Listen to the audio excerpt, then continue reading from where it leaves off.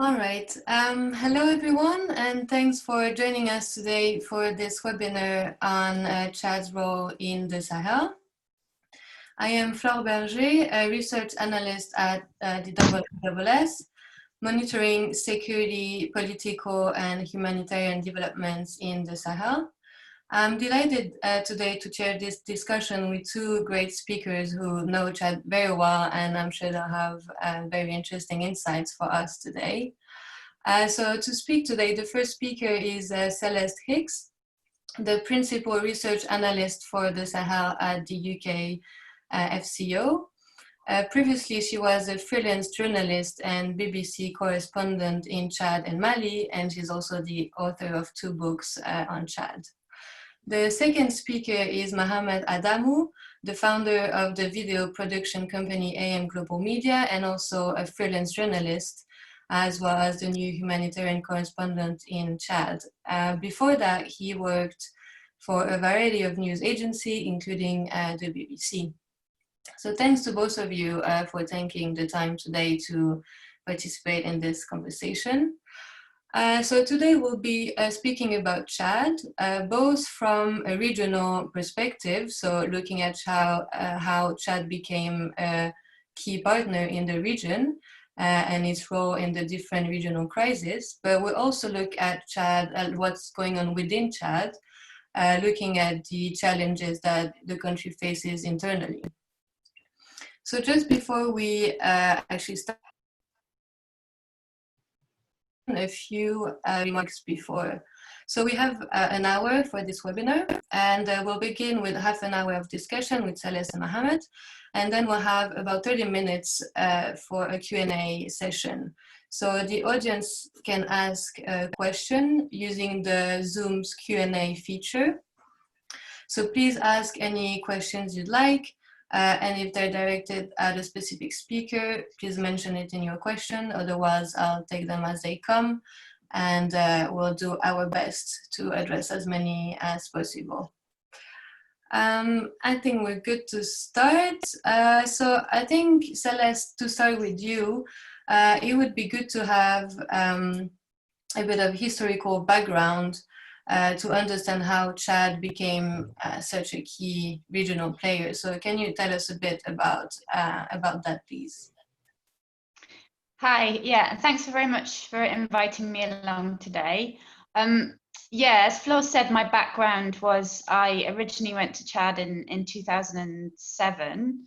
Mahamat and I were just chatting about before I went to Chad when I was working at BBC, we met in a cafe and we were discussing the different rebel groups in Chad back in 2007.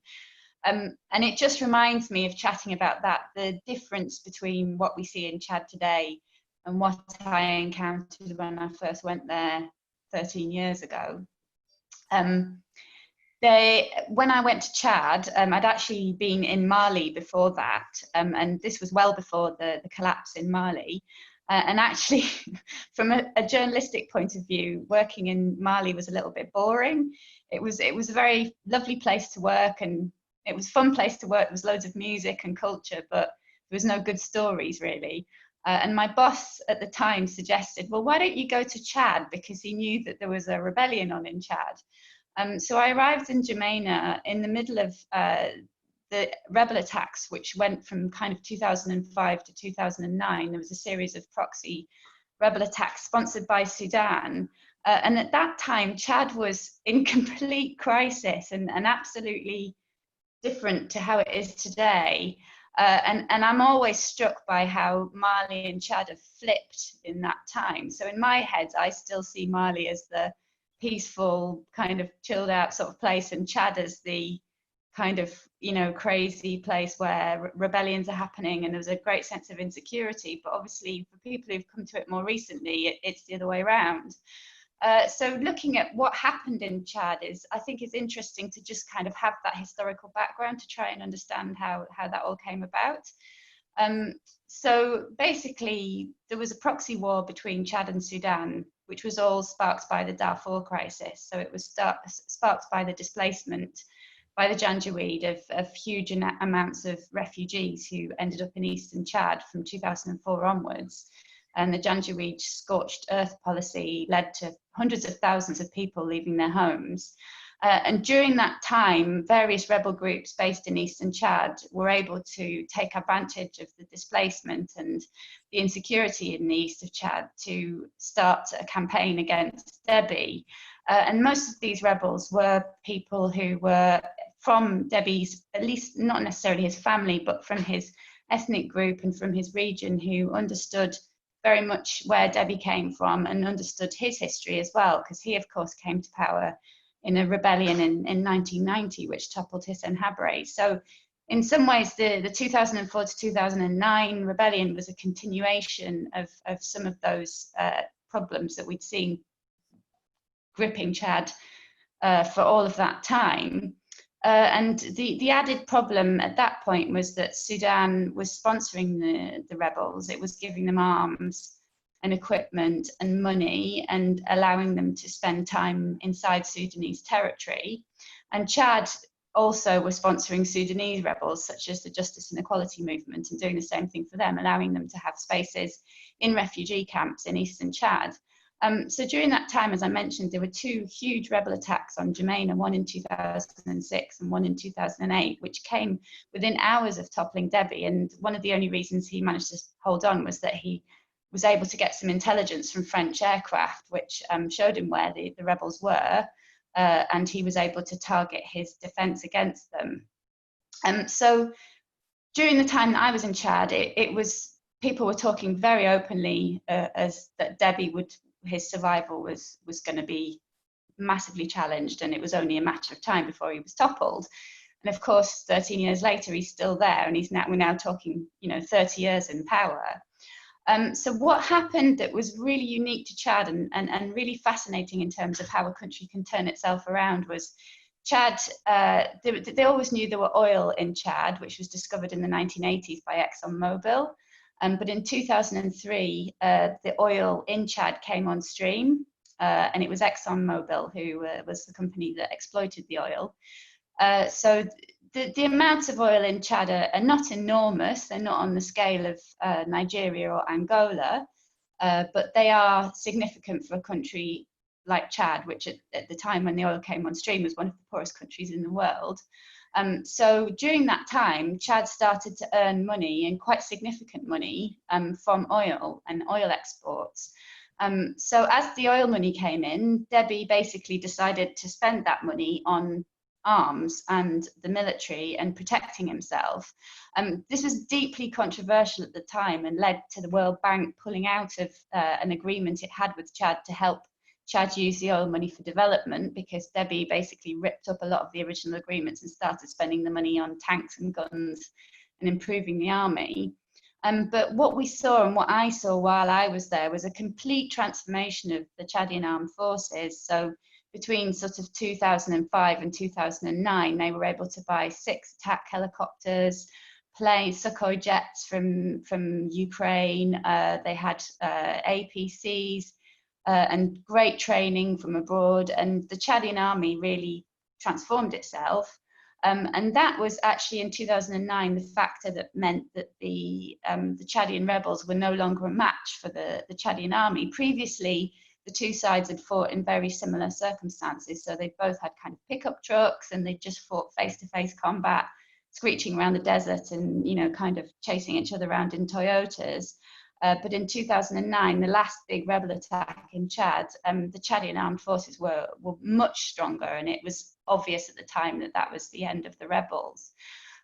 So, that's the historical context to how Chad became so powerful, was a deep realization and understanding by Déby about the nature of the threat that he faced from the eastern Chadian rebel groups, and the means and the opportunity for him to do something about that in terms of just buying arms to help himself and to protect himself.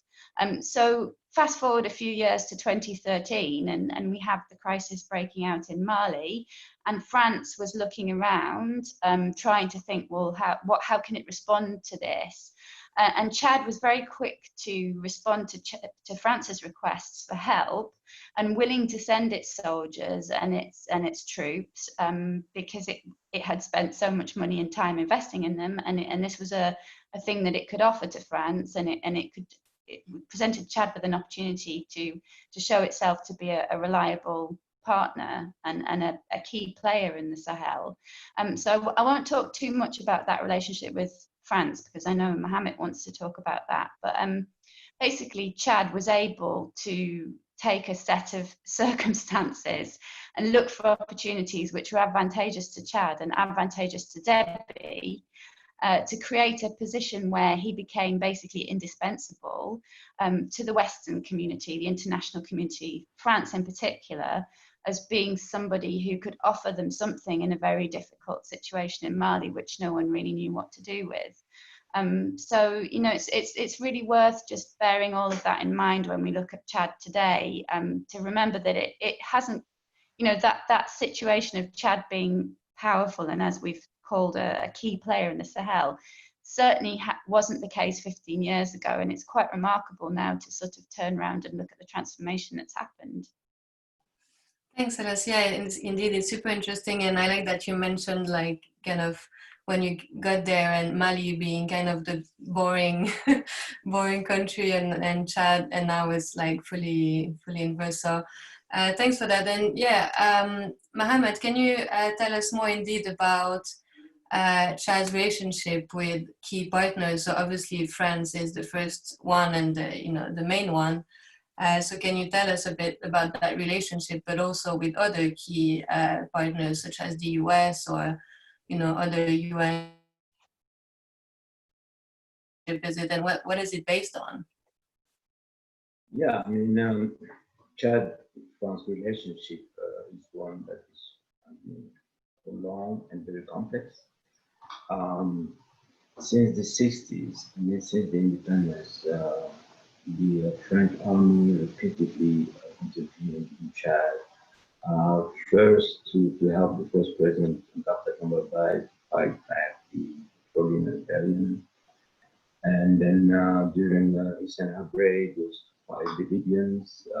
And then during Déby, fight the rebels, Chadian rebels, as Celeste has just stated. And so it's a very complex and long and complex relationship. Both countries need each other. France needs Chad because, first of all, it's an opportunity to have a base in a very strategic zone, Chad, so that France can project a military project itself in the region and keep its influence. It also serves as a military training ground for the French army. And France needs Chad as an auxiliary force, like we saw in Mali or in Central African Republic.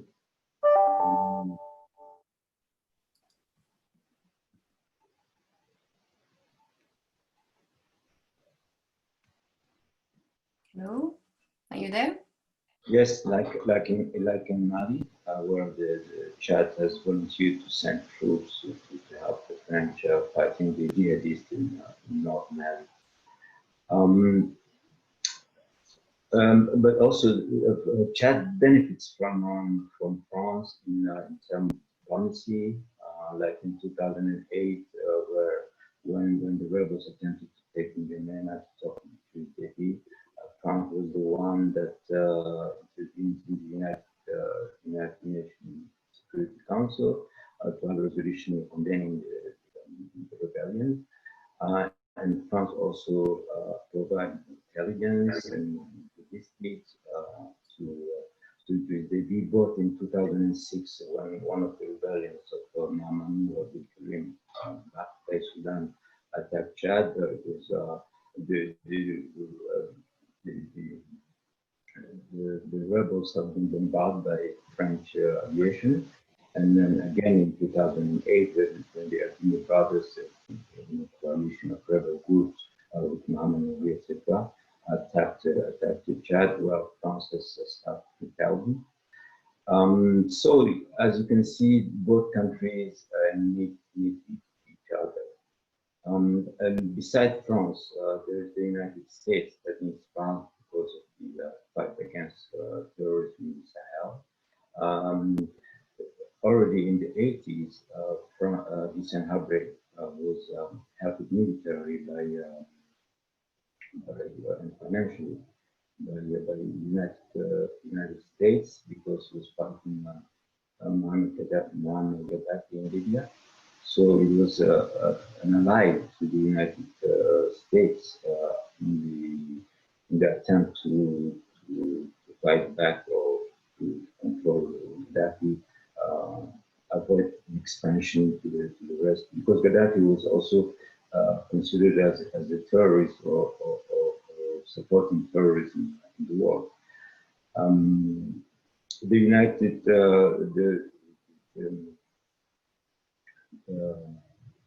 EU, the European Union, also lends support, financial support, but at least it's not very critical of Déby's regime in terms of lack of real genuine democracy or human rights violation.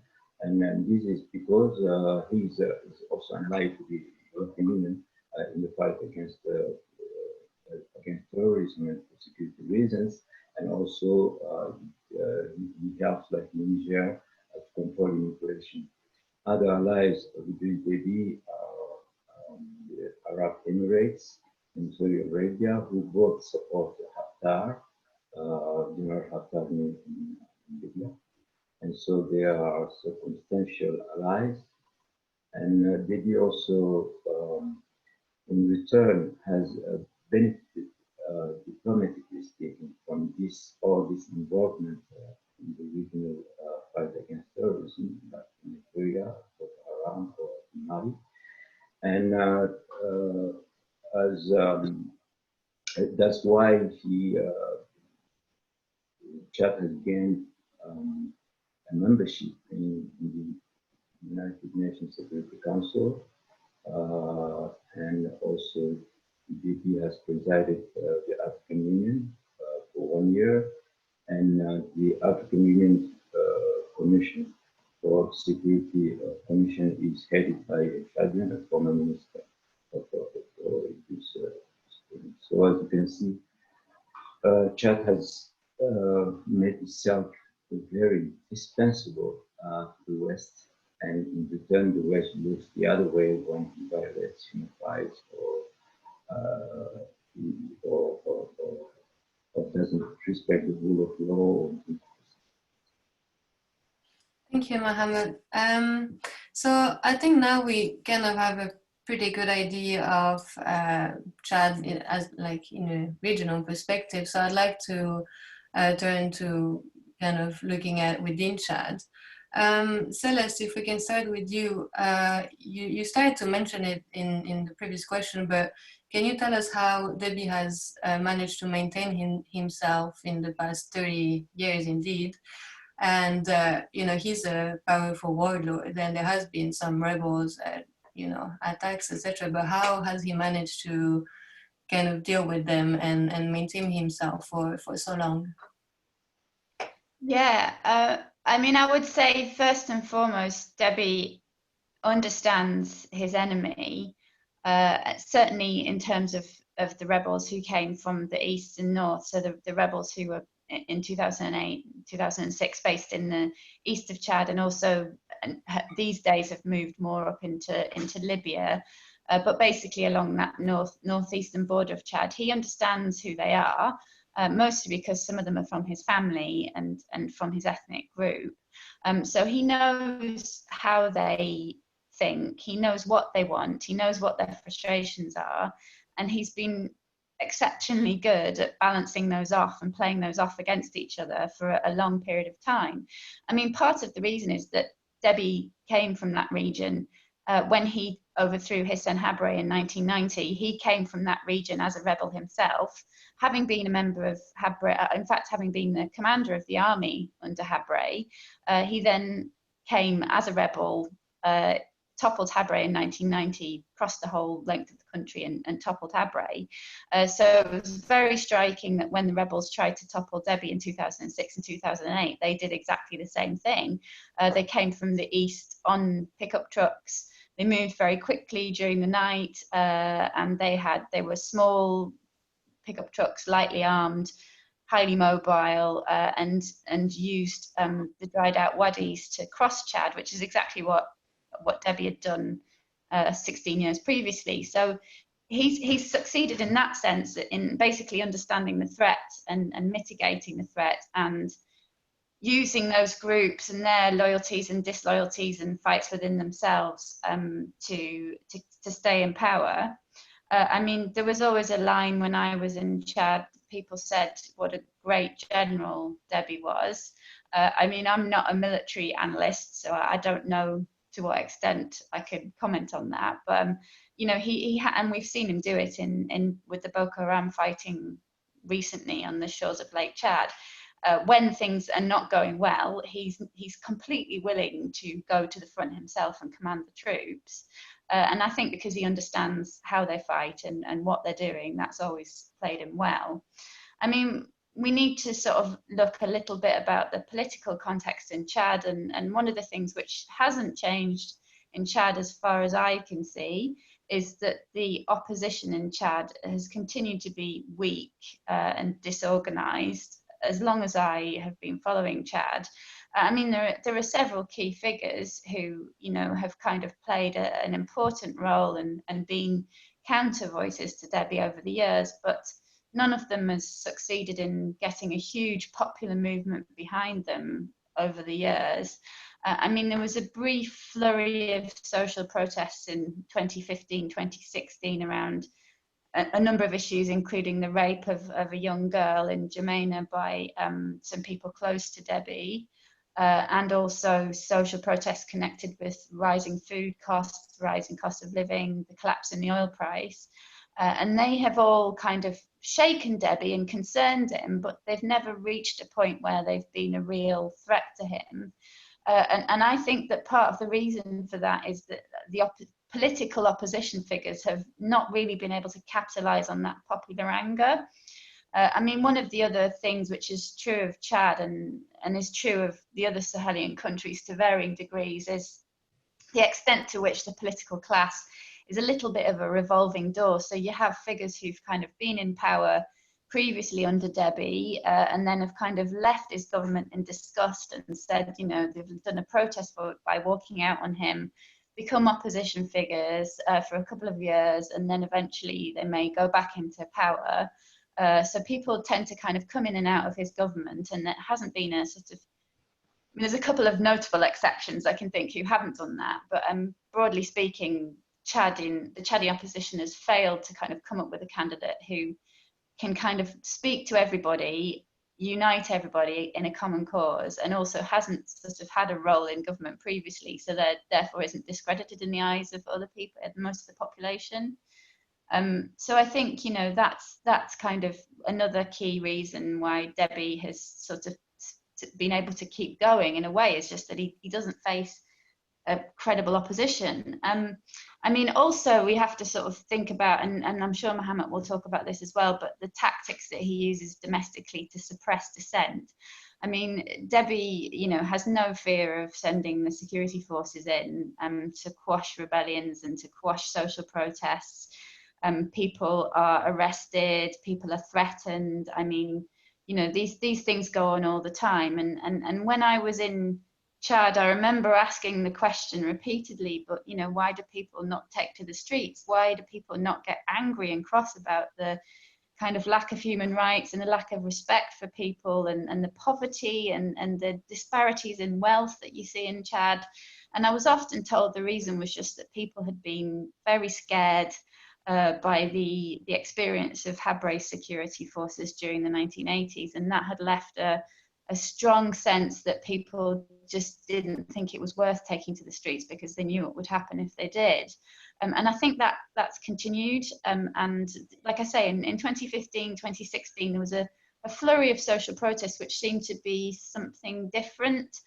But again, that still hasn't kind of catalyzed into something that could make a huge difference. So I think it's a combination of Déby understanding his political enemies in the form of rebellions. It's a combination of him making sure that he keeps his enemies close and his friends close, and rewards people for loyalty. And because Chad's quite a small country, he's able to do that. And also just the lack of organised opposition. I think it all kind of comes together to allow him to continue. Thanks, Celeste. So, Mahamat, if we can conclude with you before we start the Q&A session, it seems indeed that Chad is really stable and reliable. At least that's how it's seen by its partners. But can you tell us a bit about the challenges that Chad is facing, and from economic, social, political? Is there anything that could potentially destabilize Déby and his regime, or is it really as stable as it looks? Well, Chad is not that stable as it looks like. It can even be described as a giant with bit of clay, so to speak, because the challenges domestically are, first of all, they are the rebel groups, and then since they came to power, there's always been somewhere a rebel group fighting this regime. And as we speak, there are rebels in the south of Libya. Mainly, the main ones are like the Adamou's brother and Mahamat's organization, and another group. At least there are three large military rebel groups that are based in Libya, and some of them have attempted to come to Yemen and take the power. And lastly, it was last year when the Chadian group military attacked from the northeast, and then was repelled by French, by the French aviation, Celeste said. So you have this permanent rebel threat from the north or from the east, depending. And also internally, there is a huge social problem that needs to be addressed. And currently, since 2005, the economy is not going well because the oil price dropped, and that exacerbated the tension in the social front. And people are really fed up. They have put up with a lot of human rights, a lot of genuine democracy, but they cannot take it anymore with hardship, economic hardship. So there have been many protests by the civil society. Of course, it has been harshly repressed as every time by the regime. And the other challenge is within the army itself, the indiscipline. As many observers have noted, they are not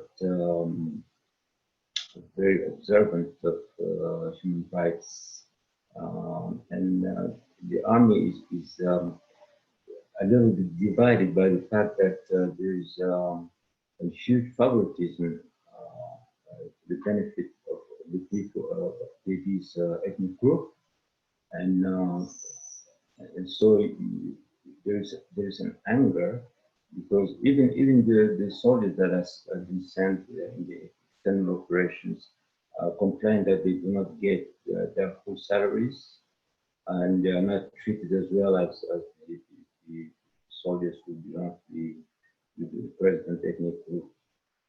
So these challenges will come back to haunt the regime, And if the external partners do not pay attention, this can spill out and anything can happen. So the way he is maintaining his power is really through force. And one is force, because he came to power by force, and he's maintaining his power by force. He is surrounding himself by people from his ethnic group. The presidential guard is essentially composed of people from his ethnic group, very well trained, very well equipped, very well paid. And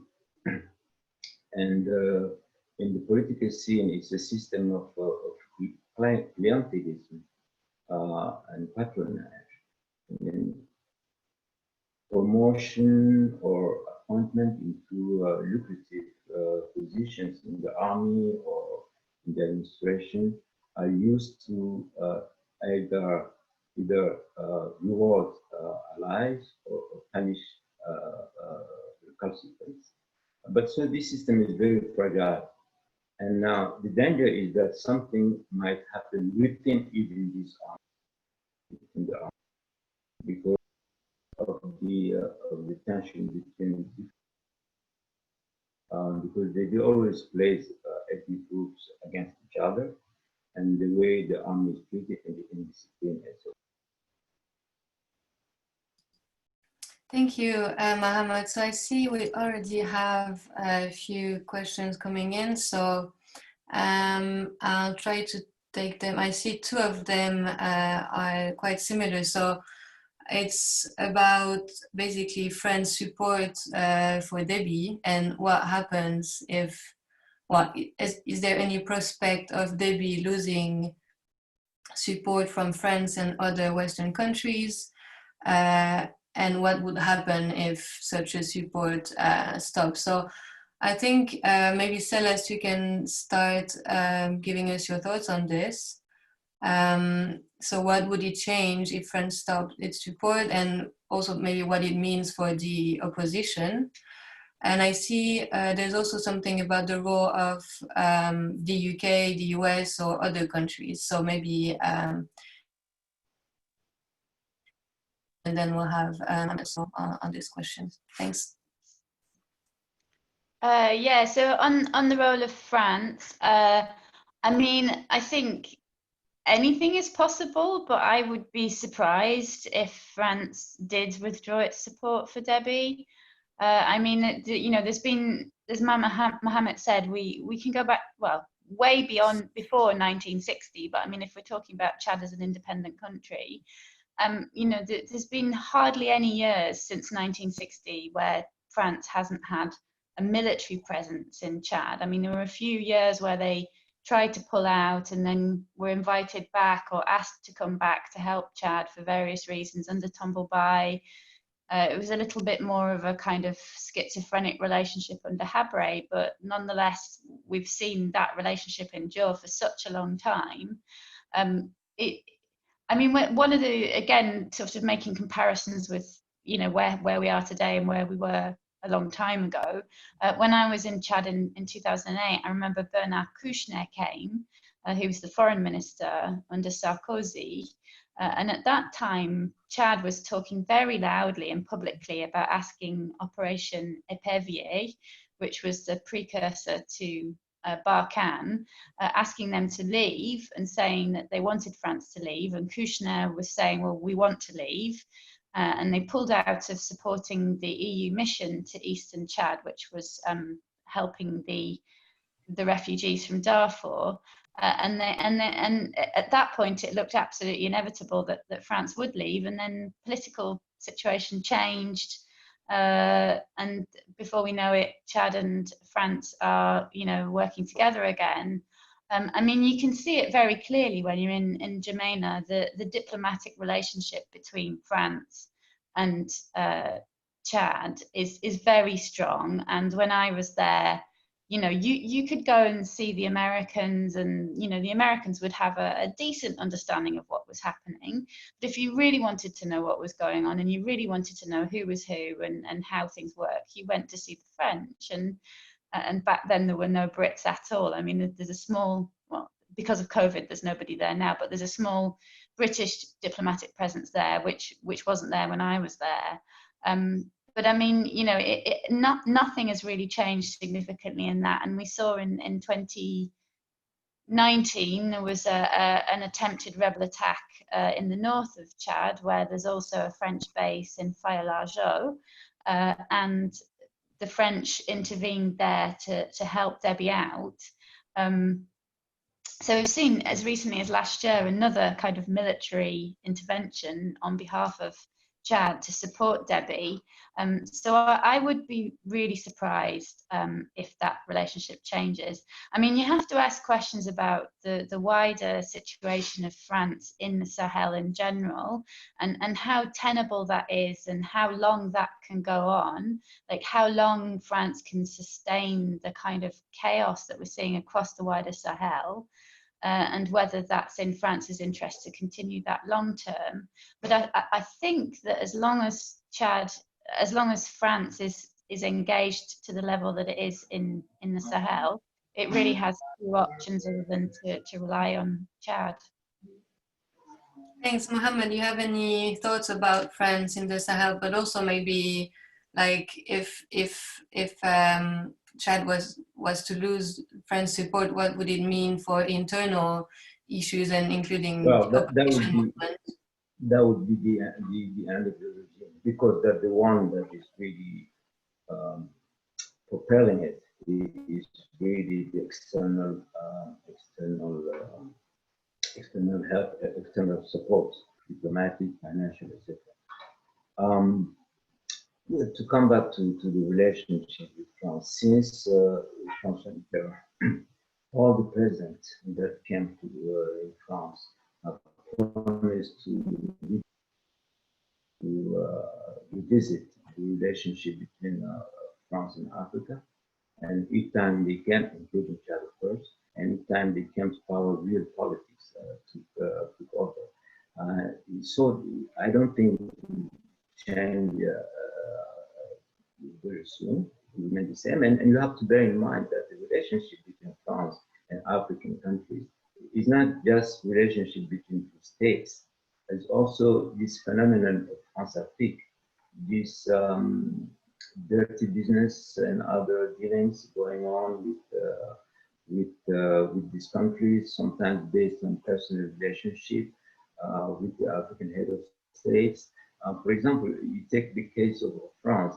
You see the relationship between the former defense minister, Mr. Chadian, and now foreign minister. He has a very, very, very close relationship, to the point where when Déby was last elected, and the election was heavily disputed, actually the opposition leader, Salih claimed that he was the one who won the election. But anyway, despite this dispute about the election, Le Drian interrupted his holidays, his vacation, to come and assist in the synchronization of the Déby. So it's that close relationship. And another example is before the last presidential election in France that was won by Macron. Well, Madame Le Pen came to Chad to see just before the election. You wonder why. And Déby was not even in Chad, in Jamena. He was in his village. But she flew there and they met him.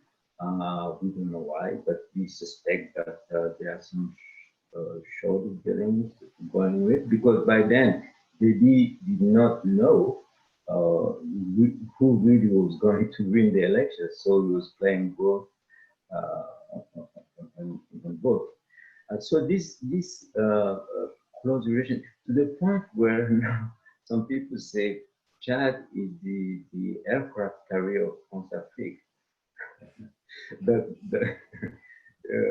So it's that close, and I don't think it's going to change. Even if anyone wants any French president or whatever government decide to change it, there will always be these personal relationships between the African rulers and French rulers. And also in the case of France, you have a huge military lobby in favor of maintaining military presence in France. This is a long, it goes back to history, but also all the advantages they can gain by staying in France in this base, because their salary is almost doubled. So nobody wants to go back. One thing. The other thing is that France attended the French military school in France, and he got connection between the army, the high rank military, the army of France. And so for all these reasons, I don't see France ending its close relationship with Chad. Yeah, it seems indeed quite unlikely. So I see now two questions that we can take together. So they're about Libya. So how can the events unfolding in Libya today affect peace in Chad, and which rebel group can significantly threaten the regime in Chad? And the second question was also about Chad, and indeed which Chadian and Sudanese rebel groups could move southwards towards Sudan and Chad, depending on the events unfolding in Libya. You both talked about those groups, but Celeste, do you want to start with a few thoughts on this? Yes, again, I would say Mahamat is the expert on explaining the intricacies of the Chadian rebel groups. I mean, the groups that attacked Fayalajo in early 2019 was led by Timan Erdemi, who was the chief of the rebel group, which the last rebel attack in Chadian territory was in 2009 at Amdam. And he was responsible for that one. And at that point, he went into exile in Qatar. And as far as I know, he's still in Qatar. And so he was directing some, I think, younger members of the rebellion who've been based in somewhere on the border between Libya and Chad for a few years. So he, as far as I understood, he was not there himself, but he was directing others. And it's also people who are associated with Mahamat Nouri, who was the other Chadian rebel leader from that time. And actually, interestingly, I found out that one of Mahamat Nour's nephews turned up in the UK quite recently. And there was a little bit of wondering what that would mean for the UK's relationship with Chad, knowing that the nephew of one of the rebel leaders was there, but also other people related to Mahamat Nouri in support of him based in the US as well. So in some ways, it's you kind of have the leadership of the rebel groups based in exterior places, in as I was saying, in France, in Qatar, or UK, and the US, kind of directing the foot soldiers. So for the moment, I mean, I've been keeping an eye on those rebel groups, kind of knowing their history for quite a long time and aware of what they're capable of. But I don't see them currently as being anywhere near the threat that they were previously. I mean, I think one thing that's worth sort of bearing in mind and keeping an eye on is the threat from Shekau's group of Boko Haram in Lake Chad.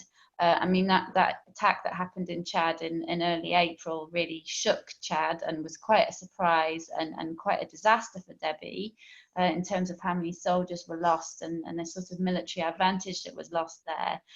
So I think that was interesting in the sense that it showed that a different group with different priorities and different ways of operating actually wrong-footed Déby in a way that the sort of traditional way of Chadian rebels operating, which we've talked about, Déby's able to deal with that. He knows how to deal with that, but I wondered to what extent he really hadn't quite understood how Shekau's group were operating and what they wanted and what a threat that was. But I mean, yeah, I think Mahamat would have lots to say about how effective the Chadian rebels in Libya are. Mahamat, do you want to tell us about Yeah, kind of the impact of like I said, yeah, there are three main groups, Chadian rebel groups in Libya. What are their chances of toppling Idris Déby? Very, very tiny as far as Chad and Déby is supported by, excuse me, by France.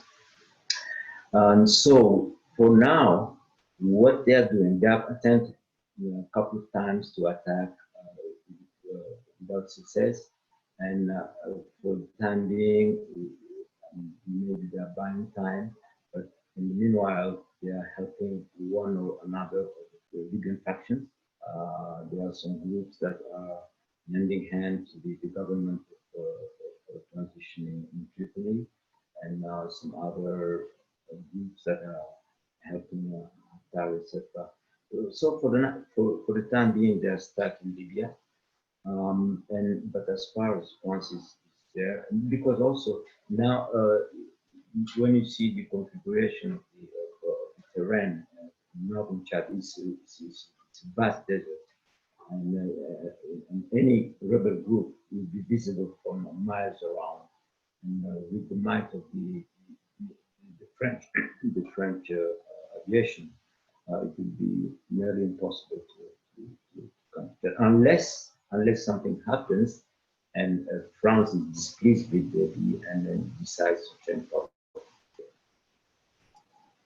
Thanks. I see one question which probably both of you had to answer many times before, and it's about Déby and the fact that, as David Smith says, Déby won't live forever. So do you have any thoughts about post Déby, and how long can his regime last, and what do we expect after him? Mahamat, you want to start maybe on this?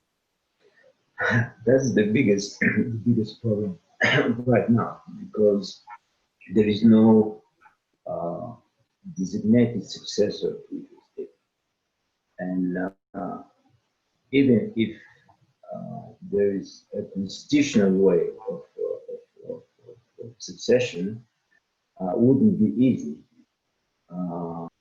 because part of the military from Déby ethnic group, or the ones who went to the most famous power, would not leave it easy. So if Déby, who is said to be rumored to be sick, to be ill, if worse happens, if he dies, for example, disappears for some reason, then I foresee a lot of trouble. Celeste, would you like to add something on a potential post-Déby area whenever that comes? Yeah, so I do, you're absolutely right. I do get asked this question a lot, and I have been asked this question a lot the whole time I've been writing on Chad. And I'm trying to work out how old he must be now, but I think I remember saying in 2008, well, he's 56, so he's getting on a bit. And, now that's 13 years ago and he's still getting on a bit. And, he could do a Mugabe, so he could still be there in his 90s. So, I mean, I think that the threat against Déby has changed over the years. So in 2008 and 2009, people were most concerned about a palace coup. So somebody within his inner circle getting frustrated about the way that he was cracking down on members of his own family because of the rebellions and taking matters into their own hands. I think people are, I think that threat still exists and it's never gone away, but I think it's possibly less of a threat than it was back then, just because the kind of the Chad's role and position has changed. But I agree with Mahamat. I mean, when Déby does go, whenever that is, it will, unless something changes radically. And in all those years that I've been writing about Chad, the question has been the same. There hasn't been any succession planning. Nobody knows what will happen, and people have said that for years, and we still don't know. So I mean, you can imagine that it would likely be one of his sons, but he does have a lot of sons, all from different mothers, and quite a lot of rivalry and fighting between them, and various of his sons, even maybe his daughters, have kind of different positions of power, and he has tried strategically to kind of keep his enemies and friends close by giving them positions of power. So I mean, for example, one of his sons was the commander of the Malian contingent, the contingent of Chadian soldiers that went to Mali. So obviously he's a very experienced general, and has a lot of power within the army and loyalty. So you know, it could come down to that. I mean, again, it goes back to the issue of the opposition. There isn't, as we speak, any real kind of a figure that can coalesce opposition support around themselves. So, you know, you then think that if Déby was to drop dead tomorrow, it would be a kind of free-for-all in terms of who was able to get that opportunity. And I share Mahamat's concerns, and I have all the way since I first started writing about Chad, that, you know, if and well, when he does go, unless there's some serious change in Chad in terms of understanding what the process will be and people respecting that process, I can see it being, you know, a very difficult time for Chad.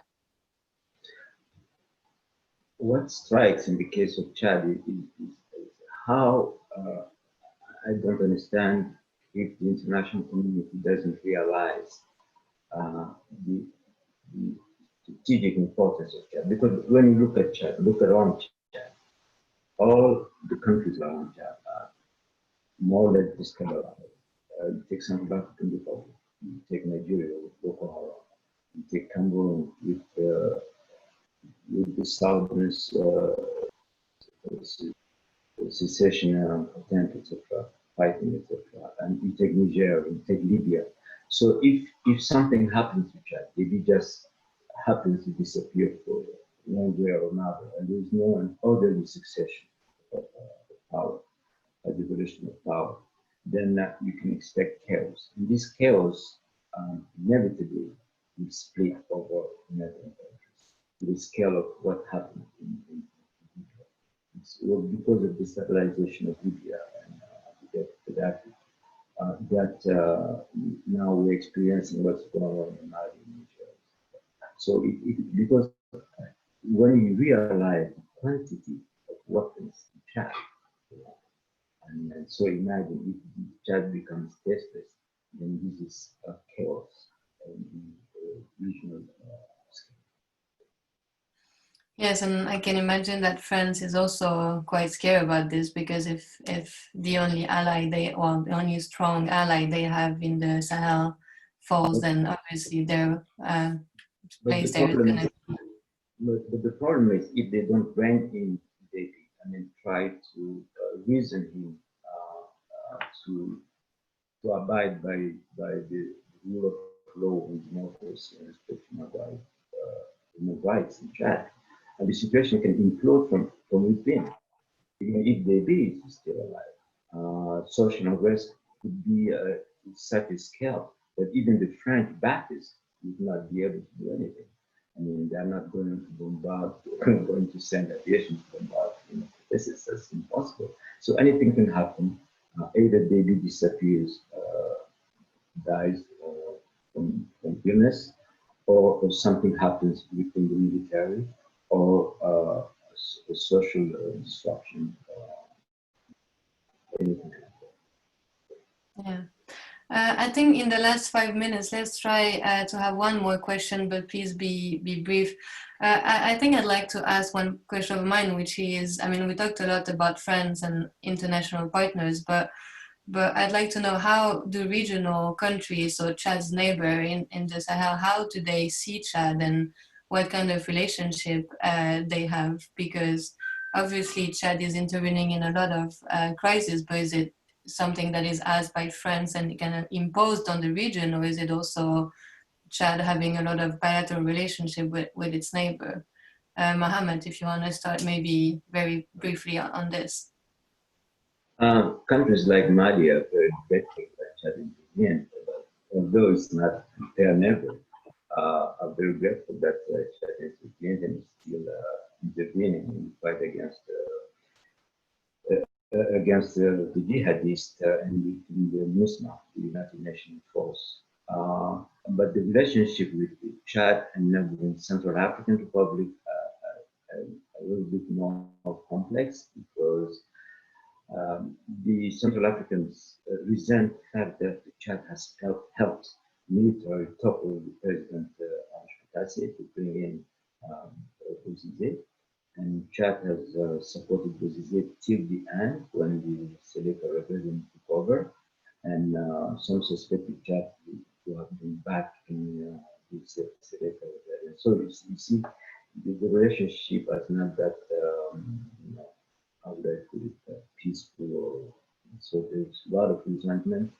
And also the Chadian troops who served in Central African Republic have been accused of committing numerous human rights violations, killings, etc. So the relationship are not that.